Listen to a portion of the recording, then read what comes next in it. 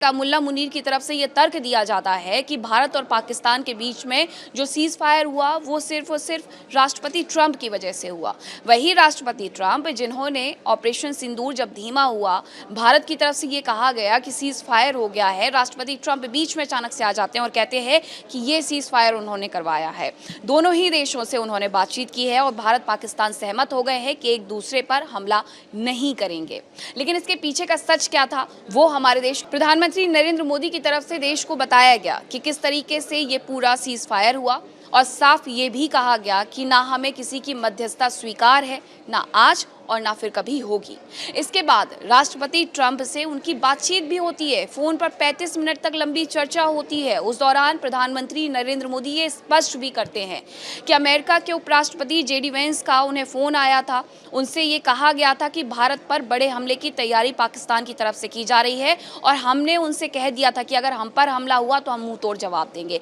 इसके अलावा कोई बातचीत नहीं हुई। राष्ट्रपति ट्रंप के हालांकि कुछ दिन पहले स्वर बदल भी गए थे अपने पोस्ट को लेकर के और उनकी तरफ से ये कह दिया गया था कि उन्होंने कोई सीज फायर नहीं करवाया। प्रधानमंत्री नरेंद्र मोदी से बातचीत होने के बाद ये और स्पष्ट हो जाता है कि इस युद्ध विराम में, सीज फायर में भारत पाकिस्तान के बीच में कहीं से भी कहीं तक भूमिका राष्ट्रपति ट्रंप की नहीं रही है। अब ऐसे में मुल्ला मुनीर का ये कह देना कि भारत और पाकिस्तान के बीच में जो सीज फायर हुआ है उसमें राष्ट्रपति ट्रंप की भूमिका थी और उन्हें नोबेल प्राइज मिलना चाहिए, इसके लिए उन्हें अपने ही देश में लताड़ मिली। वहां के लोगों ने ही उन्हें झुठला दिया और वहां के लोगों ने यहां तक कह दिया कि आपको इस तरीके का कोई पत्र कमेटी को नहीं लिखना चाहिए था और अगर लिख दिया है तो उस पत्र को आप वापस ले लीजिए।